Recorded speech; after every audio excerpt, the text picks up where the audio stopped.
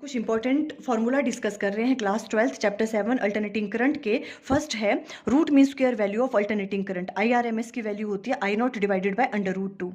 आई average की value half cycle के लिए ये वाली होती है, फुल साइकिल के लिए ऑलवेज 0 होती है। अब अगर AC सोर्स के साथ हम रजिस्टर को कनेक्ट करें तो E की वैल्यू ये वाली होती है और I की ये, मीन्स दोनों voltage and current same phase में होते हैं। अब अगर AC सोर्स के साथ हम इंडक्टर को कनेक्ट करें तो करंट की वैल्यू होती है ये वाली। इट मीन्स जो करंट है वो वोल्टेज से लैग करता है by the angle pi by 2।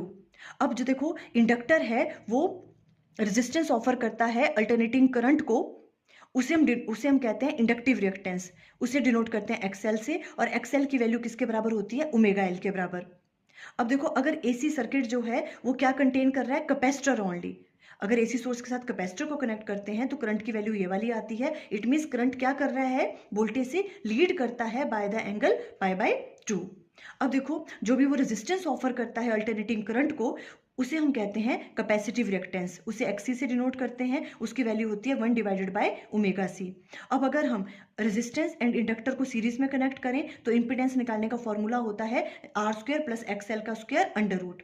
इस वाले केस में करंट की वैल्यू आती है ये वाली, I not sine omega t minus 5। Means current lag करता है वोल्टेज से बाय द फेज एंगल 5। अगर यहाँ पे tan phi की बात करें तो tan phi होता है XL divided by capital R के बराबर। XL को आप ओमेगा L भी राइट डाउन कर सकते हो। अब अगर R एंड C को हम सीरीज में कनेक्ट करें तो उस केस में I की वैल्यू ये आती है। इट मीन्स करंट लीड कर रहा है वोल्टेज से बाय द फेज एंगल 5। और इंपीडेंस की वैल्यू क्या आएगी इसमें? R² प्लस XC का स्क्वायर, इसका होल अंडर रूट। और यहाँ पे tan phi की वैल्यू होती है XC divided by capital R। अब अगर हम LCR की बात करें, इसमें 3 केसेस होते हैं। E नॉट L जो है अगर लेस देन होगा E नॉट C के तो इंपीडेंस का फॉर्मूला ये होगा। अगर E नॉट L की वैल्यू ग्रेटर देन होगी E नॉट C से तो ये वाला होगा इंपीडेंस का फॉर्मूला। अब अगर ये बहुत इंपॉर्टेंट है वाला केस, E नॉट L अगर E नॉट C के बराबर हो जाता है तो XL इक्वल टू XC के बराबर होता है।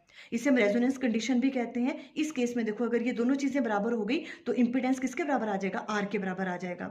नेक्स्ट है देखो रेजोनेंस फ्रीक्वेंसी FR। इसे निकालने का फॉर्मूला ये वाला होता है। ये दोनों ग्राफ बहुत इंपॉर्टेंट है फ्रीक्वेंसी एंड इंपीडेंस के बीच में एंड करंट एंड फ्रीक्वेंसी के बीच में। तो ऐसे ड्रॉ करते हैं। क्वालिटी फैक्टर Q को Q से डिनोट करते हैं और इसका फॉर्मूला ये वाला होता है 1 by R L divided by C का under root.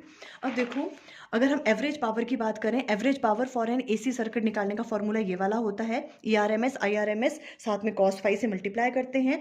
Purely resistive circuit के लिए P एवरेज की वैल्यू ये वाली होगी, इसमें cos phi की वैल्यू 1 होती है। Capacitive circuit and inductive circuit के लिए P एवरेज की वैल्यू 0 होती है। एंड रेजोनेंस कंडीशन के लिए XL XC के बराबर होता है, इसमें भी P एवरेज की वैल्यू ये वाली होती है। ट्रांसफार्मर के लिए आपको ये